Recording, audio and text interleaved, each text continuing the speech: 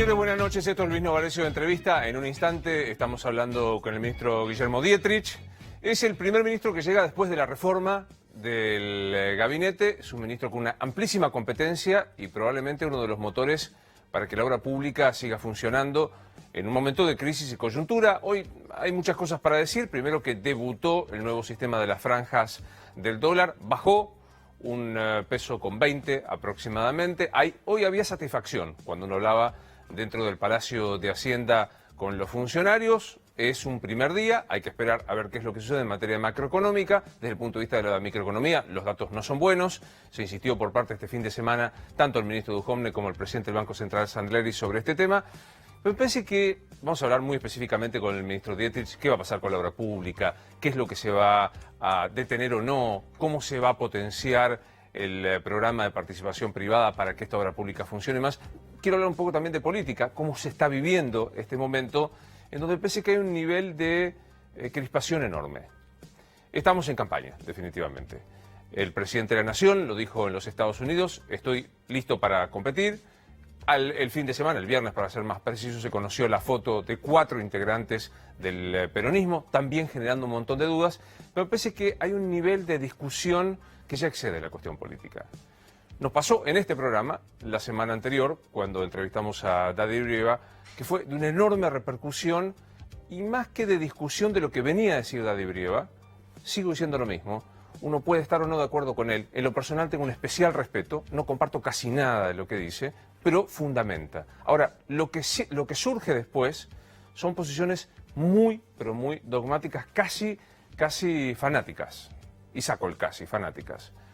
Hoy, alguien a quien también conozco, de hecho somos los dos de la misma ciudad, que es Darío Grandinetti, que acaba de ganar, un gran actor, que acaba de ganar un premio en el Festival de San Sebastián, volvió a poner el tono, me parece, en la discusión pública, sobre lo que en un momento quiero hablar con el ministro Dietrich. Y hoy decía esto Darío Grandinetti. Yo quiero eso, que no vuelvan más.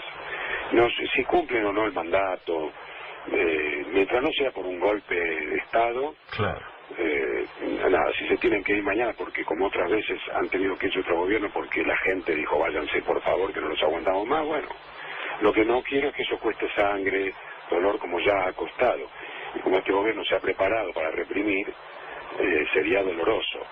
Entonces, si me apurás, yo te diría, mira, la forma en que se irían sería con la gente a la calle, con ellos reprimiendo, y llegaría un momento que dirían, bueno, no, vámonos, ya no podemos matar más gente. Entonces, antes de que ocurra eso, que como dice Daddy, que cumplan su mandato y que el pueblo no los vote más. Es complicado, ¿no? Porque esto último podría estar dentro de la aspiración legítima de cualquier persona que tiene intenciones políticos. Que lleguen las elecciones, que no se los vote más. El problema es lo anterior. Porque Grandinetti es cualquier cosa menos una persona no inteligente y sabe que siempre que hubo una interrupción, incluso dentro del orden constitucional, siempre hubo violencia. Y siempre la pagaron los mismos. El 2001 tuvo 33 muertos. La mayor cantidad de muertos se dio en la provincia de la que viene Grandinetti y de la que viene uno, que es la provincia de Santa Fe, con 13 muertos.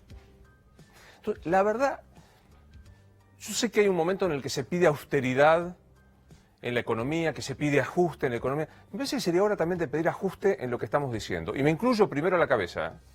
Primero en lo personal y primero como el colectivo periodistas. Y también algunos que están en un enorme enojo y que me parece que no miden lo que están diciendo. ¿Cómo que se vayan, que no se los aguante más con la gente en la calle y que esto no implique derramamiento de sangre? Siempre pasó. Entonces se hace muy difícil discutir. Pues yo puedo discutir si me gusta o no, si creo que el plan económico del gobierno, y lo he dicho acá y lo reitero, no funcionó el plan económico del gobierno de Macri. La meta de inflación, la meta de crecimiento, la meta de pobreza y la meta de empleo no se cumplió ninguna de las 4. Ahora, de ahí a que se vayan ya con la gente en la calle, parece que hay una enorme diferencia. Y eso no tiene otra vuelta que explicarlo como un grado de intolerancia. No hay demasiado para decir. Y lo digo con pena porque me cae bien, me parece un actorazo, es de la ciudad de Rosario, todo lo que vos quieras. Es un enorme grado de intolerancia. Que se vayan ya es interrumpir el sistema democrático. Si se pide que no se apruebe el presupuesto, es una opción. Que se inicie juicio político a quien sea, es una opción. Eso es dentro del sistema. Cuando vos no puedes respetar las 4 reglas básicas del sistema, que es precisamente defender el sistema, y sos un intolerante. Y no queda menos que calificarlo de esta manera, aunque después venga la corrección de decir que se llega hasta el 10 de diciembre del 2019 y que no los voten más. Bueno, vamos a hablar de todo esto, un poco de política, un poco de obra pública, se viene el G20, hay mucho para conversar y ya lo recibo al ministro Dietrich. Y se me acaba de caer la virome, me la voy a levantar. Ahí va. ¿Cómo estás? Hola Luis. Gracias, un gusto verte, por favor. Igualmente. Y conste que me agaché con dolor de ciático, que no es poca cosa. Sí, estás viejo, ¿eh? Estoy viejo. ¿Cuántos Estoy tenés? viejo. ¿Cómo estás? ¿Cuántos ¿Bien? años tenés vos? 5-4. No puedo ser tu hijo casi. Bueno, tranquilicémonos. Bueno, ¿arrancamos? La primera vez que vengo acá, así que algo nuevo. Me alegra mucho. Tenemos un largo rato Algo para nuevo charlar. y de con todo. voz y largo, así que... Vamos a charlar. Primera reacción, escuchándolo de Grandinetti. Y feo. Lo que dijiste vos es intolerancia, es fundamentalismo. No sé, digamos, repetiría lo que dijiste, pero es una persona que uno intuiría inteligente.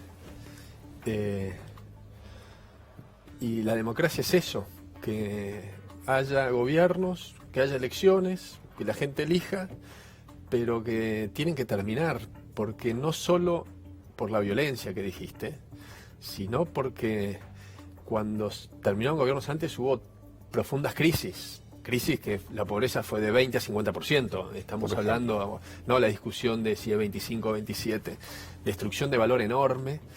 Los que más pierden son siempre los más carenciados, que supuestamente personas como esta creo que dicen defender. Y la realidad es que hay una cultura ahí metida en el ADN de algunos, porque es paradójico que hace 100 años no termina un gobierno no peronista, o hace 80, sus 4 años de mandato, por golpe de Estado, por interrupciones, por lo que fuese, y como sociedad tenemos un desafío de volver a ser normales, entre otras cosas en eso, en que haya alternancia, y que estemos todos contentos con eso, digamos, sería mucho más, aportaría mucho más, creo yo, a la sociedad que alguien como él, que lo escucha mucha gente, porque es alguien conocido, diga, no me gusta nada este gobierno, pero lo mejor que le podría pasar a nuestro país es que termine las elecciones, que termine el mandato y que después yo voy a votar a otro, no sé a quién, y esperaría que todos voten a otro para que no siga. ¿Sentís que esto es club del helicóptero? ¿Sentís que hay club del helicóptero? ¿Esto es calentura, enojo de un artista que por ahí no está en la diaria? No sé si es club, no me parece que haya que adjetivizarlo, sino que hay personas con un altísimo grado de responsabilidad. Acá hay una. Y estos son fundamentalismos, todos los extremos, de izquierda, de derecha, decir, si estás vos, yo voy a hacer lo posible para que te vaya mal. Es malo intrínsecamente, es malo, creo que le hace mal a él también, porque eso genera una situación interna muy negativa y eso se lo genera a mucha gente, se lo genera a los que están en su ideología, que le genera un pensamiento que no es positivo, y a los que están en otro lado también, ¿no? Y creo que es lo que tenemos que romper, digamos. Yo creo que los gobiernos cristianistas fueron realmente muy malos para nuestro país, digamos. Se rompieron todas las instituciones, eran de un autoritarismo brutal, que un periodista decía algo que no le gustaba y salían y le pegaban al periodista, o un ciudadano, el abuelito de los dólares y el abuelito, y sabías que se estaban robando el país. Pero tenía que terminar el gobierno. Era bueno para el país que termine el gobierno. Cualquier gobierno es bueno que termine, y nuevamente, para eso está hecha la democracia. ¿No sentís que se siguió alimentando ese concepto? Yo comparto, el nivel de odio que se instaló. Ahora, lo que también me parece es que se sostiene hasta el día de hoy, que hay un nivel de odio con el Cuco Cristina, somos nosotros o son Venezuela, es esto o es el abismo. ¿No crees que el gobierno de Macri, que vos integrás, y que aparte tenés como una ventaja sobre muchos de los que hoy están en el gobierno, estás en una fundación que pensó esta idea, ¿no crees que ustedes también alimentaron el odio? Yo creo que no. Yo creo que somos un gobierno muy respetuoso de las diferencias, hay un congreso en que se discute todo, como hace mucho tiempo que no se discute. Hay un reportaje póstumo de Julio Blanc que dice que el grado de libertad de prensa que hay hoy en Argentina es inédito en la democracia. Y que uno podría decir, bueno, esto es un proceso de la democracia que en los años ha llegado a esto, pero eventualmente podríamos haber tenido un proceso, tuvimos una decaída tremenda en el kirchnerismo creciente y hoy estamos en el máximo nivel. Eso es tolerancia, Luis. Que haya conferencia de prensa del presidente, que los funcionarios vayamos a todos los programas y que muchas veces nos den duro. La última vez que tuve un programa con vos ahí en el programa de American Devo. De la noche de los domingos, digamos, fue muy crítico toda la gente que estaba. Y nada, y lo aceptamos, y estamos, y volvemos, y respondemos. A veces tenemos respuestas, a veces no, a veces satisfacen nuestras respuestas, a veces no. Yo creo que hay, sí, de la misma forma que existen hoy en Alemania grupos neonazis que quieren ir contra el sistema, hay gente que están radicalizadas y que son estas expresiones, que lamentablemente no es la única, pero yo sí creo realmente que son minoritarias. La mayoría de los argentinos no piensan esto, y principalmente, ¿sabes quién no piensa esto? La gente que va a laburar todos los días, con sus dificultades, con sus angustias, etcétera. Vos hablás con... Yo estuve, después si querés hablamos de eso, pero estuve cerca de tus pagos el jueves y ayer. El jueves estuve en Timbúes, que está ahí cerca de Rosario, que hicimos nueva una ruta, la ruta 11, que conecta todos los pueblos o las ciudades chicas donde están todos los puertos destruidas por los camiones. No sé si ibas para esa zona ahí, y hacía 30 años esa ruta estaba destruida. Y estuve con Amaro, que es el intendente de Timbúes, que es opositor, que discutimos con Amaro, pero recorrimos 4 cuadras hablando con los vecinos, todos contentos de la obra que se había hecho, con reclamos. Antes de ir con la obra, quiero que me pero lo que te quería decir con esto es que las personas, esas personas, o en Paraná que estuve el sábado, o en San Pedro que estuve el domingo, no tienen este grado de, para mí es de ideología extrema, donde es lo que pienso yo o nada.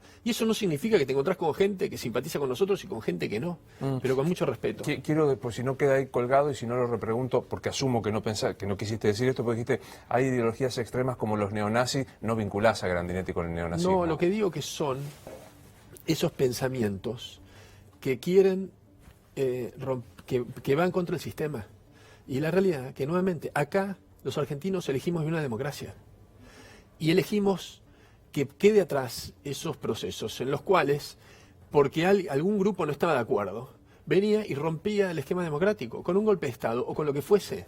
Sí, con la interrupción de... digo, una diputada que pero, dice... perdón, lo que digo es, cada sociedad va reflejando sus extremos de distintas formas.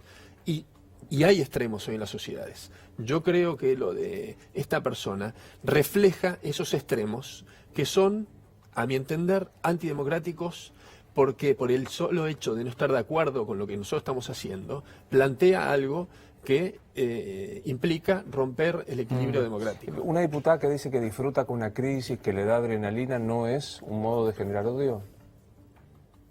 No. Elisa Carrió dice eso. No sé. ¿No hay haters dentro de Cambiemos? ¿Haters es gente a ser odiada? Gente odiante. El hater es el que genera odio, el que provoca, digamos, que su modo de expresión es el odio. No, nuevamente, yo creo que Lilita es provocativa, y claramente es provocativa, tiene un estilo provocativo, pero es muy institucionalista.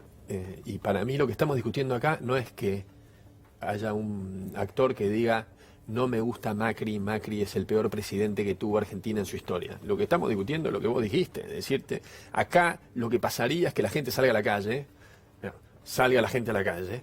Esta gente, como son unos violentos, van a actuar de esta forma y vamos a terminar así, digamos, está prediciendo, instando de cierta forma, que quizás no es lo que él quería decir, pero es lo que termina reflejándose. Sí, total.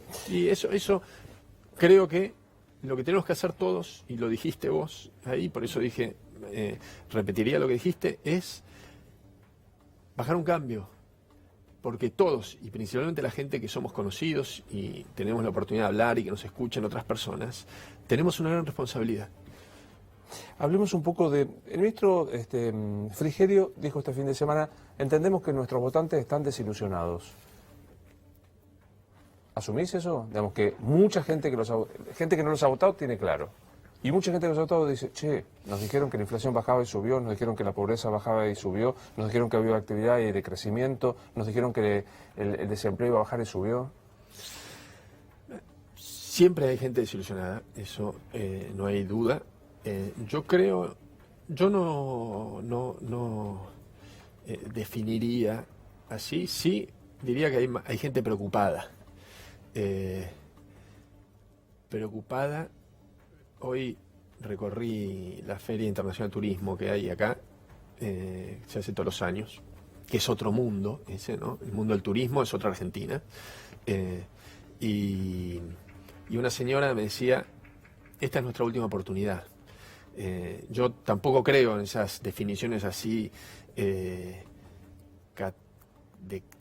catástrofe, pero digamos, esa señora sí refleja esa preocupación, que la tienen votantes nuestros y argentinos en general, de que nos vaya mal de vuelta. Y me parece que eso es lo que refleja cierta gente. Que haya una desilusión generalizada, yo no la observo. ¿Pero no crees que es la última oportunidad del gobierno? Ayer lo escribió textual. No, la señora dice la última oportunidad de Argentina, no del gobierno. Bueno, te pregunto para el gobierno, como dijo Van der Kooi, ¿no crees que es la última oportunidad que tiene el gobierno para demostrar que puede hacer las cosas distintas? Para mí un país no es un punto de match point que lo ganás y ganaste el partido y lo perdés y perdiste el partido. Creo que también eso es parte de esa visión que tenemos tan extrema muchas veces de que che, si esto sale bien somos unos fenómenos, sale mal nos vamos al descenso.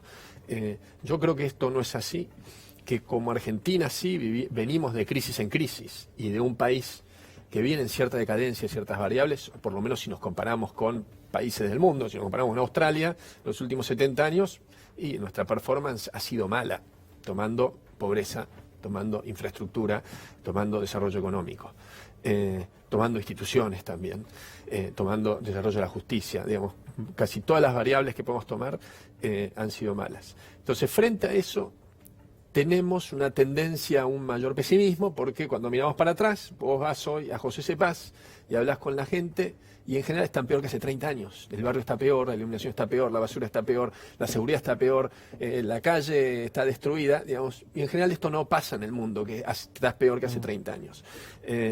Y siento que recuperar todos estos años es un proceso, en un proceso que tiene altibajos y que no hay un hecho concreto donde se juegue el destino del país o el destino de un gobierno. Pero no te vayas 70 años, me voy 3 años atrás. Hoy tenemos una inflación que va a ser el 45, una devaluación. Puede ser el 39, puede ser el 42. Pero digo, 42, puede ser una inflación alta.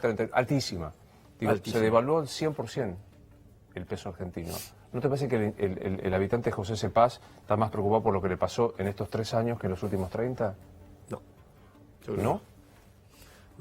Yo creo que la gente tiene una inteligencia emocional que nos sorprende, que tiene sus angustias al día a día, porque hace un esfuerzo para llegar a fin de mes, porque la boleta de luz y de gas es más alta que la que tenía antes y esto le ha generado una sustitución de consumo,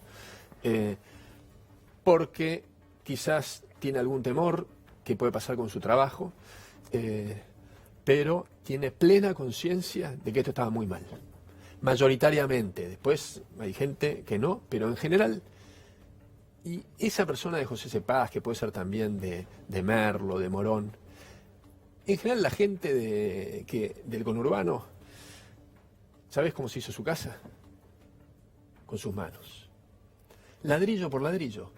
Las casas más humildes y las casas menos humildes también, casas importantes que vos ves que están incorporando un cuarto nuevo y que lo está haciendo el tío, el primo, el amigo o la persona, porque se dan maña.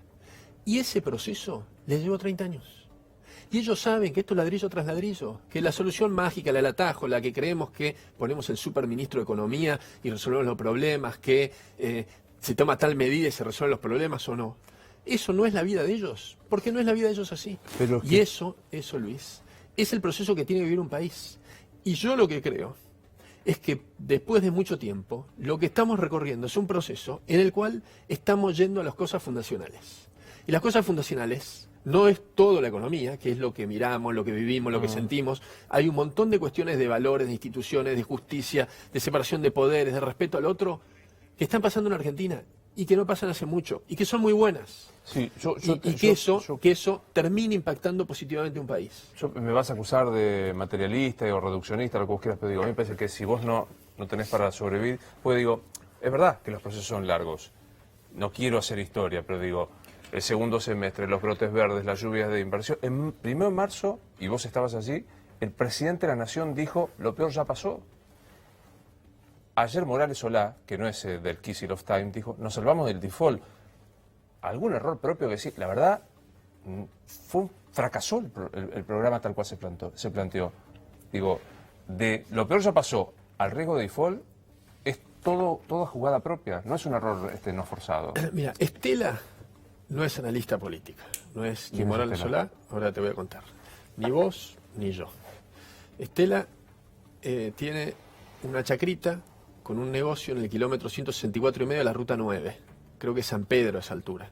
Yo ayer volvía de Paraná en auto con mi mujer y veíamos los puestos que vendían naranja y le dije, paremos, y paramos justo de suerte ahí. Bueno, naranjas, duraznos, al final compramos un montón de cosas, todas riquísimas, a muy buen precio también. Había un camionero que había parado también y después yo le dije a Estela quién era, pues nos fue contando la historia de ellos, toda la familia trabajando, y me dice, la verdad, qué mala suerte que hubo. La sequía esta nos mató con la soja. A nosotros tuvimos poco frío y la cosecha de durazno fue un desastre. Y encima se robaron todo, aquellos, los kirchneristas. Estela desde su lugar de laburante, que se despierta todos los días a las 7 de la mañana, que abre su negocio, que trabaja hasta que se va la luz, que cosechan la tierra, que tienen una camionetita y van a San Nicolás a vender, ella ve esto que pasa, porque lo conoce, porque vive ahí, Luis. Y la realidad, voy a decir, bueno, estos tipos son unos idiotas, estos del gobierno de Macri, porque no tuvieron capacidad de ver que tuvimos la peor sequía de 50 años y Argentina es dependiente del campo, porque no hicimos un montón de cosas antes, porque no es que es dependiente del campo ahora en el 2018 porque Macri hizo bla bla bla. Argentina es dependiente del campo, porque cambió la circunstancia de las economías emergentes, porque cambió la tasa de interés y India devaluó 50%, Turquía devaluó casi lo mismo que nosotros, Brasil devaluó 30%, Chile, Uruguay, etcétera. Porque el precio del petróleo, que estaba a 50 y pico, se fue a 83 ayer, sigue subiendo. Y eso nos impacta a nosotros, ¿por qué? Porque no podemos producir petróleo. ¿Por qué? Por el desastre que hizo el kirchnerismo, si no nos impactaría totalmente distinto. Nada propio, Guillermo. Entonces, pero claramente que... Digo, pero para Luis, lo que te digo es... 7 en todo el año. Bolivia 0. Bolivia 0 va a tener este año. Chile 3. Tendría que buscar mi machete. No, Chile no devaluó 3. Disculpame. No hay ninguno que supere las 2 cifras. Pero ¿por qué Argentina? ¿Pero por qué a Argentina le pasa esto? No, sí, hay un montón. No. Del continente, de los países vecinos ninguno, salvo Brasil. 23. Perdón, Chile también, Luis. Pero no importa, no entremos en una cuestión estadística. Lo único que te digo es, ¿por qué le pasa esto a Argentina? ¿Por qué le pasa esto a Argentina? Porque Argentina es un adicto. ¿Un adicto a qué? A gastar más de lo que tiene el gobierno, no la gente, porque la gente, vos le decís, che, los argentinos somos adictos a gastar más de lo que tiene. Y uno dice, si yo para comprarme la heladera lo pienso 20 veces y no me voy de vacaciones para quedarme a hacerme un cuartito más en mi casa.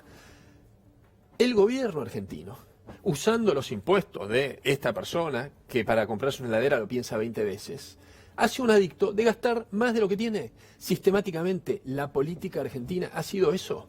¿Eso que genera? Que vos sos vulnerable. Porque a su vez, hace 15 años, 17, 18, no me acuerdo cuánto fue, el gobierno el Congreso argentino aplaudió diciéndole, ¿saben qué, muchachos? Todos ustedes que nos prestaron plata, no le vamos a pagar. Bravo, somos unos fenómenos. Todo eso cuesta y vale. ¿Cuándo? Cuando en el mundo pasa esto. No hay nuevas colocaciones de deuda de empresas en ninguno de estos países, porque no hay crédito para esos países. ¿Y qué pasó cuando en el debate que me tocó presenciar, en la campaña se dijo, la inflación se baja en 2, es lo más fácil, la inflación va a ser... hace un año exactamente, el presidente firmó un presupuesto que decía que la inflación iba a ser del 10, va a ser del 39, yo creo que va a ser más, pero la erró por 400 veces. ¿Por qué? porque se devaluó el tipo de cambio, al devaluarse el tipo de cambio genera inflación y todo es una cosa consecuencia de la otra. Fuimos muy optimistas en el proceso de desinflación de Argentina. Sí. ¿Nos equivocamos en el proceso como iba a ser? Sí. El impacto que tuvo la salida del cepo en su momento, el tema de las tarifas tan atrasados, tuvo un impacto mayor de la que nosotros creíamos que iba a haber en función del desarrollo de la economía. Sí. ¿Cambiaron un montón de factores externos que explican todo esto? Sí. ¿Cometimos errores? Sí, cometimos errores. ¿Somos unos tarados? Yo creo que no. Porque la realidad que el 20 y pico de agosto hicimos la licitación de PPP, que dijiste ahí y le explico a la gente, que ya se habló mucho, pero es una nueva modalidad de hacer obra de infraestructura en el país, que viene un privado, empresa, y te pone la plata toda junta y la recupera en 15 años. ¿Sí? La pone no hoy, como antes, que le pagas de movida. Exactamente, y la recupera en 15 años. Recibimos 32 ofertas por 32 mil millones de dólares. Una semana antes que empiece este proceso, una semana antes. Vinieron empresas de China, de Estados Unidos, de Brasil, de Italia, de Portugal, de 7, 8 lugares distintos. Decís, che, ¿todos estos tipos eran tontos que no veían esto? No, no era previsible que iba a pasar esto. Sí te digo, siempre uno de los temores del presidente era, de Mauricio, de que si se cortaba el financiamiento. Y se cortaba el financiamiento, ¿qué te impactaba? Y que el gradualismo no podía ser tan gradual, digamos. Y era la realidad una sábana corta, digamos. O eras más agresivo y tenías que subir más rápido la tarifa de luz, tenías que subir más rápido la tarifa de gas, tenías que subir más rápido el colectivo. No nos olvidemos de esto, Luis. Vos sos de Rosario. Muchas veces los periodistas tienen una mirada muy porteña, muy área metropolitana. El colectivo en la ciudad de Buenos Aires valía 5 veces menos que en Córdoba. Hoy en Rosario vale 18.20. Y acá va a valer 13 ahora, pero era 5 veces la diferencia, 15 contra 3. Entonces, la realidad, que un cordobés tenía una realidad y un porteño que vivía en Retiro, en Recoleta o en Almagro, pagaba 5 veces menos el colectivo. ¿Por qué? ¿Porque era 5 veces peor el servicio? No. ¿Porque tardaba 5 veces más? No. Porque esa política era, yo a esta gente de esta área urbana le tiro un montón de subsidios y se los saco a los cordobeses. Hoy, el cordobés, su aumento de 15 pasó a 18 y en el área metropolitana de 3 le pasó a 13. Por lo tanto, eso claramente que le impactó mucho. Pero, si no hacías gradualismo, ese 3 a 13 lo tenías que hacer el primer día de 3 a no sé cuánto. Tengo una pregunta, vos me vas a decir, lo tiene que investigar la justicia, y es así en un sistema republicano. Pero digo, a vos te tocó hacer auditorías de obra pública de distintos sectores. La expresión se robaron un PBI, ¿es una metáfora o te parece que tiene respaldo fáctico? La expresión así como conceptualización. ¿Viste cuando se dice cuánto fue la corrupción en la gestión anterior? Se afanaron un PBI. ¿Tiene sentido esa expresión? Sí, tiene sentido. Tiene sentido porque acá tuvimos una corrupción estructural de miles de millones de dólares, muy difícil de cuantificar, porque ten en cuenta que en el gobierno anterior había mucha inflación, que no la conocíamos, y nunca sabremos exactamente cuánto fue, porque se mentía. Hoy tenemos inflación, pero nos miramos a los ojos, y hoy discutimos cuánto va a ser, pero el día 20 de enero me vas a decir, viste, la inflación fue tanto, y te voy a decir, sí, fue tanto, tenías razón, fue un poquito más, un poquito menos, es anecdótico, pero ese es otro gran cambio. Cuando tenemos un problema, vos tenés dos opciones, o lo metés abajo de la alfombra, o lo ponés acá y decís, vamos a trabajar en resolverlo. Parte de los cambios estructurales en Argentina es que la pobreza, la inflación y cualquier indicador, vos hoy ya no discutís si es cierto o no. Decís, acá hay un problema, pero no estamos discutiendo indicadores. Entonces, en estas obras públicas del 2003 al 2015, digamos, la obra que eran 100 millones de pesos en el 2003, después eran 1.500 millones de pesos. Entonces es muy difícil también cuantificar con eso. Pero se robó de una forma escandalosa, asquerosa. 2, se invirtió mal, porque se hacía una ruta en Santa Cruz y no se hacía la autopista, la ruta 33 en Rosario, o la ruta de Timbúes que dijimos antes, o repavimentar la ruta 9, un tercer carril en la ruta 9. Te estoy hablando de rutas que vos conocés porque sos santafesino, pero puedo decir lo mismo en la ruta 34 en Salta Jujuy, la 3 que va de Buenos Aires a Bahía Blanca, etcétera. Por otro lado, digamos, todo el sistema que ha generado el gobierno anterior y muchas veces los gobiernos, de kiosco, kiosquito, burocracia, etcétera, que es imposible de cuantificarlo, pero estos costos para la gente, que tenés que contratar al gestor para que el trámite te lo saque del lugar número 15 para ponerlo arriba, todo eso es una masa de plata enorme. ¿Qué sabes lo que es más grave, Luis? Sí. Que si esos 200.000 millones de dólares los tuviésemos, hoy tendríamos en Argentina, en vez de 2.800 kilómetros de autopista, 10.000 kilómetros de autopista. O sea, por lo menos hay 200.000 millones que se llevaron. Digamos, es una cifra que uno podría englobar todo esto. Y lo tremendo es todo lo que el país tendría. Trenes de carga, donde la producción Claramente. de Salta vendría a los puertos a bajísimo costo, pero ¿qué haría esto? Que un productor de Salta que hoy no está produciendo aún, que va a estar produciendo dentro de 2 años porque el tren está llegando, pudiese hacerlo. Aeropuertos totalmente remodelados, metrobuses, que era como una ciencia ficción sobre la ciudad de Buenos Aires, no solo en el conurbano, en la provincia de Buenos Aires, sino en todo el país. Trenes de pasajeros que en vez de venir cada 15 minutos, viniesen cada 3 minutos y llevarían 3, 4, 5 veces más personas. Puertos modernos, accesos a los puertos. Todo esto, si se hubiese invertido ahí, hoy Argentina tendría una potencia en su economía que muchos de los problemas que hoy tenemos no los tendríamos. Déjame preguntártelo directamente. ¿Cristina se la llevó? Eso lo va a definir la justicia.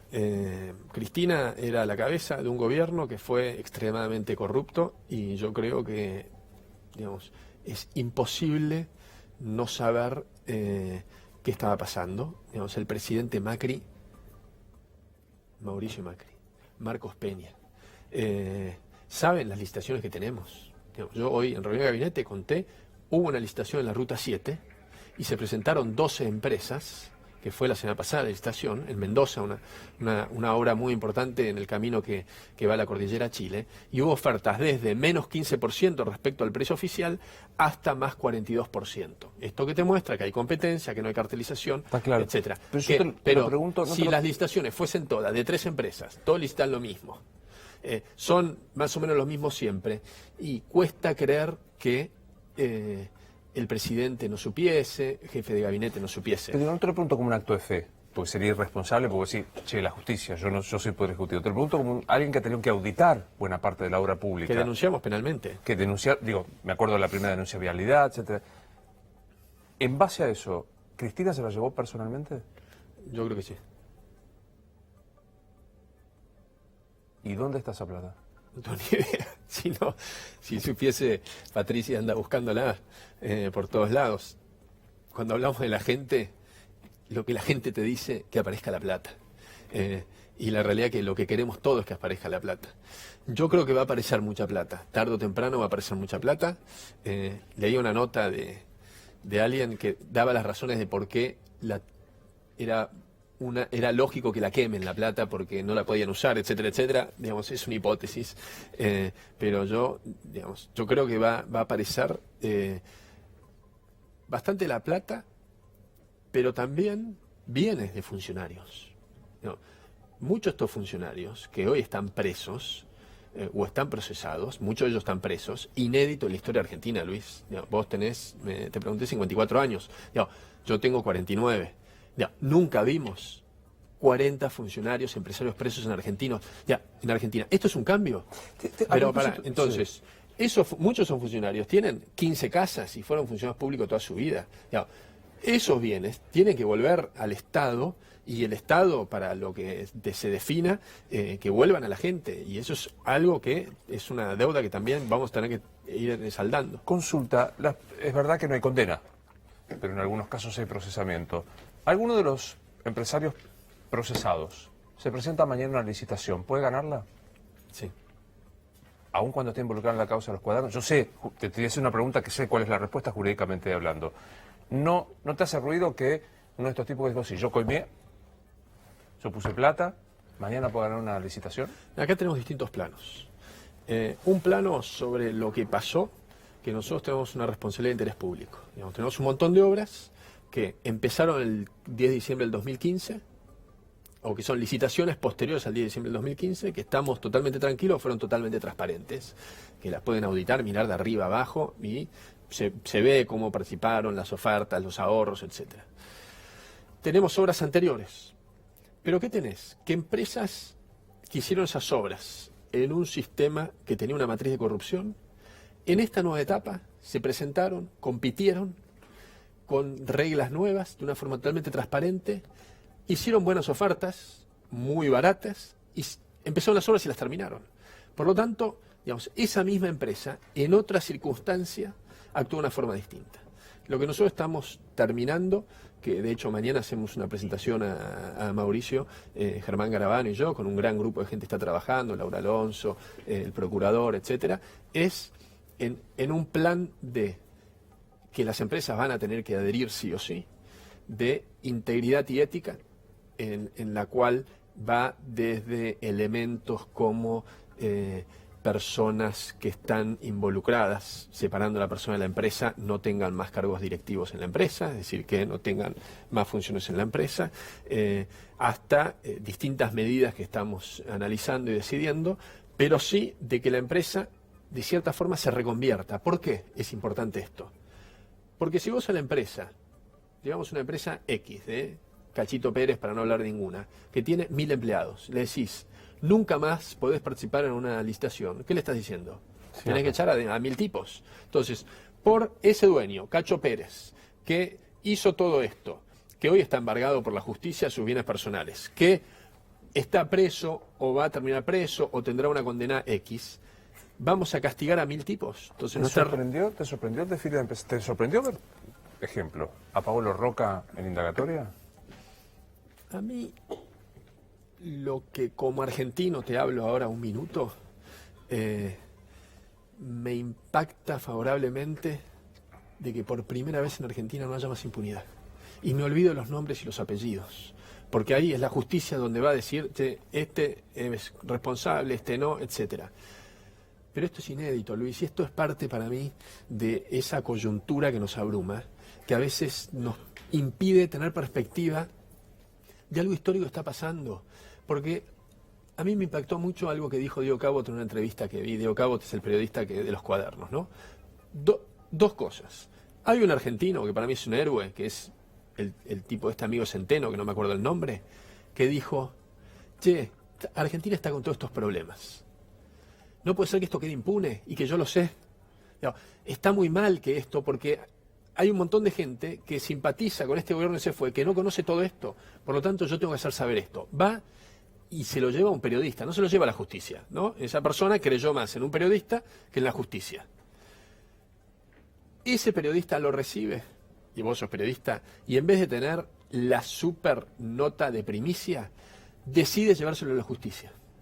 Y cuando le preguntan, ¿hubieses hecho esto en otro gobierno? Dice, no lo sé.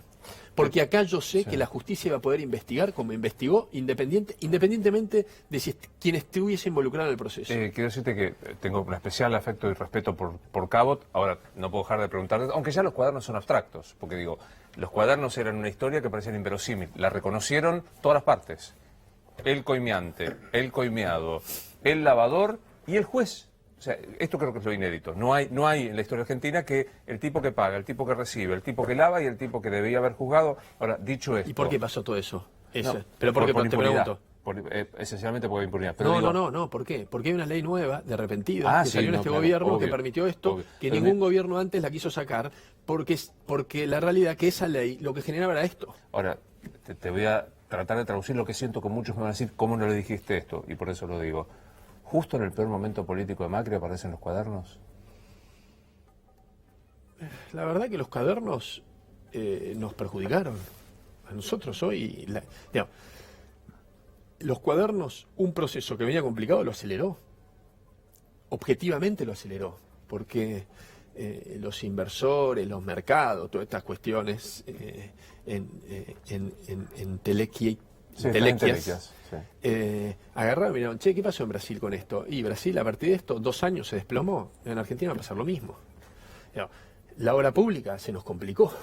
y es uno de los motores de la economía. Digamos, los PPP venía todo encarriladito y estamos trabajando, que lo estamos acomodando, pero digamos requiere un montón de acciones y esfuerzos. Por lo que, si vos me decís, a nosotros, en ese momento, como gobierno, desde el punto de vista de la economía, si la economía fuese lo único que importa en un país y todo lo demás no importa, si mira, somos una dictadura, esto, aquello, que el otro, pero mientras con la economía estemos bien, estamos todos contentos, porque comemos, nos alimentamos, etcétera, te digo, los cuadernos hubiese sido mejor que no pasen. Sí, te digo, mira, tenemos que construir un país donde no haya más impunidad, donde un funcionario piense cuando va a pedir una cometa 3 veces, porque dice, pará, yo puedo terminar preso, o puedo terminar en la tele que hablan de mi nombre y no puedo ver a mis hijos a los ojos. Claro. O un empresario, antes de poner una cometa, que diga, mirá que podés terminar preso. Digamos. Si es por eso, digo, bienvenidos sean los... Me quedan algunos minutos. Quiero hablar de algunas cuestiones muy puntuales y después preguntarte algo más político de vuelta.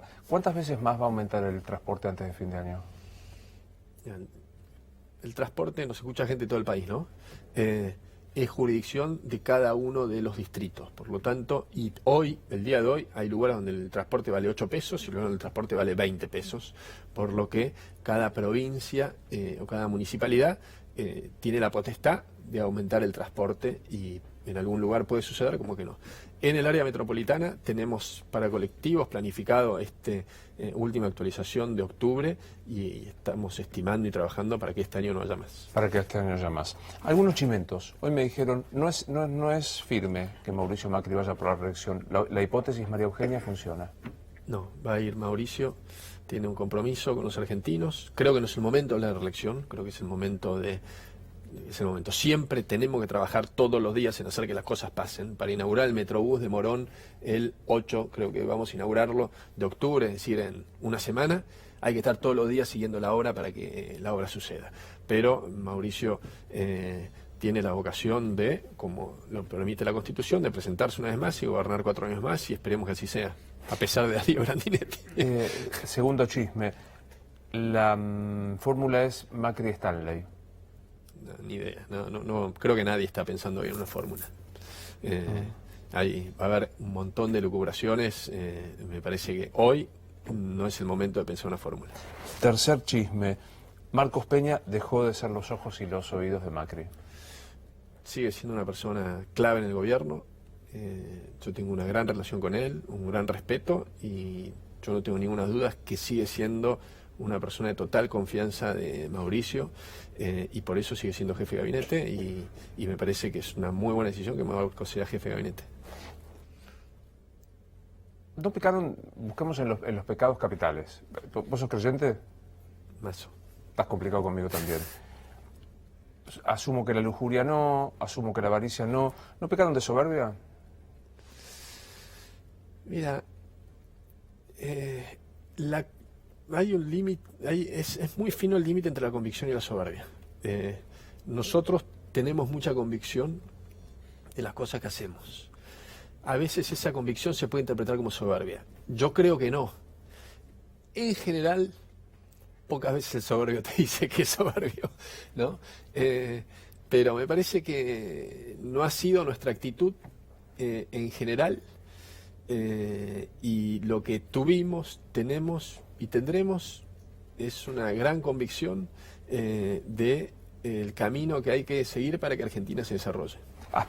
Vuelta al chisme, ¿aspiras a ser jefe de gobierno de la ciudad? No. Aspiro, si viene la siguiente pregunta, me encantaría terminar como ministro de Transporte, que es algo que no he sido yo, decía el presidente, hasta diciembre del 2019. Hay mucho para hacer de acá a diciembre del 2019, un montón de obras para terminar, un montón de obras para empezar, un montón de transformaciones, como que circulen bitrenes en Argentina, que bajan los costos de la logística, seguir bajando los costos del puerto de Buenos Aires, seguir generando que vengan más compañías aéreas a volar. Digamos, ahora en octubre empieza a volar una nueva empresa, Norwegian, una empresa noruega, que se instala en Argentina y empieza a volar. En este momento en nuestro país, donde supuestamente está todo mal, vienen unos tipos, invierten millones de dólares, traen aviones y conectan a los argentinos. Empieza a volar otra compañía que va a volar desde Neuquén, que va a conectar toda la Patagonia, que se llama LASA, que también empieza a volar en el mes de octubre.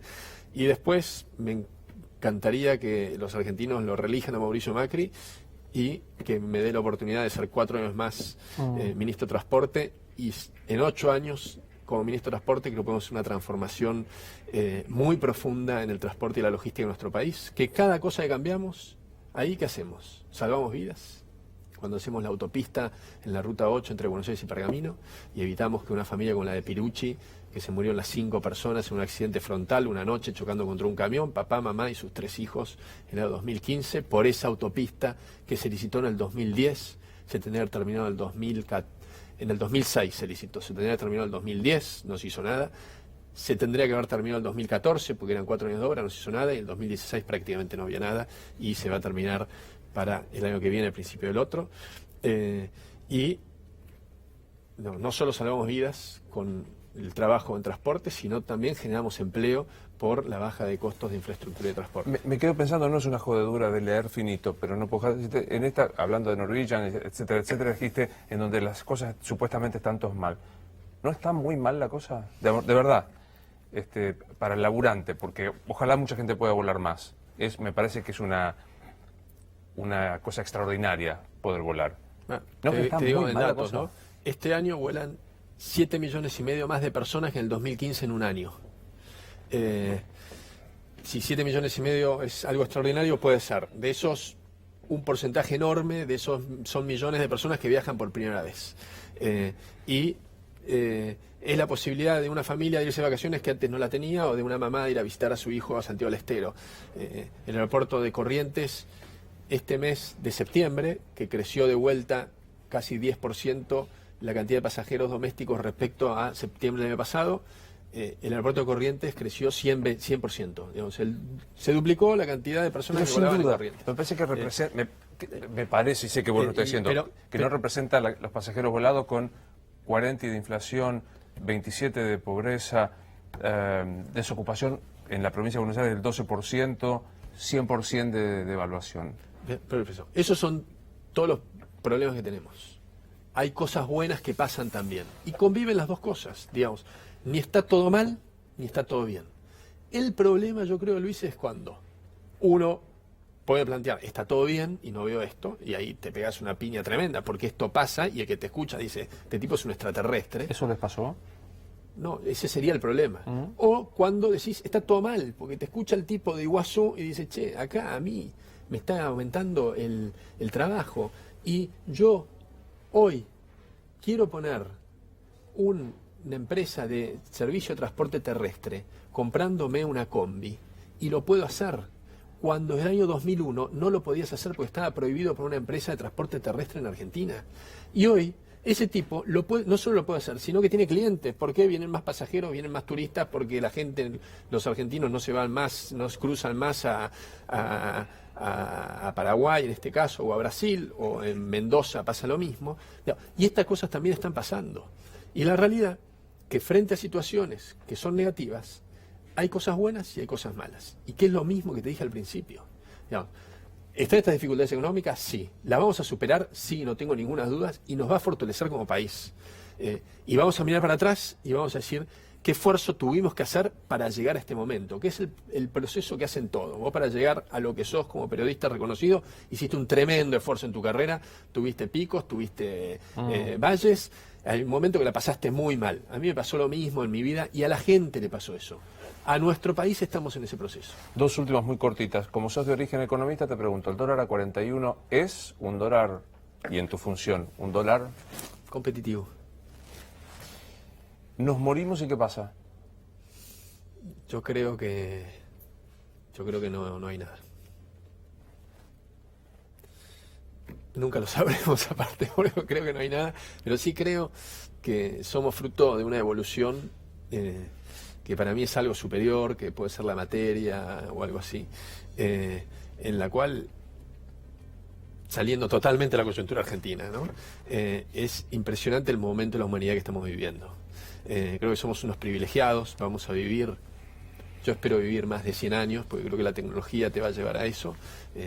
Hay una teoría de Singularity Near, no sé si la conoces, de que somos la especie y la singularidad, que vamos a poder llegar a vivir eventualmente mucho más, pero sea eso vivimos en un mundo en que la gente vive 70, 80 años, cuando hace no mucho vivía 30, 40 años, con un nivel de confort en general respecto a cómo se vivía hace 500 años, que es inédito con la tecnología, que hoy casi todos los argentinos tienen un teléfono celular, que hasta hace, digamos, yo vendía celulares cuando era joven y valía $6.000 la valija, y cada minuto valía $4, cosa que era imposible tenerlo excepto fuese multimillonario, digamos, y hoy tenemos esto ahí, el avance de la medicina que resuelve que nuestro hijo esté con fiebre, digamos, vamos a un médico y lo atiende, y creo que eso es espectacular, y esto es proceso de una especie humana que ha tenido una evolución que es tremenda, y lo que viene en los próximos años es inimaginable. Gracias por venir. Gracias a vos, Luis. Esto es Luis Novarecio Entrevista. Hasta la próxima.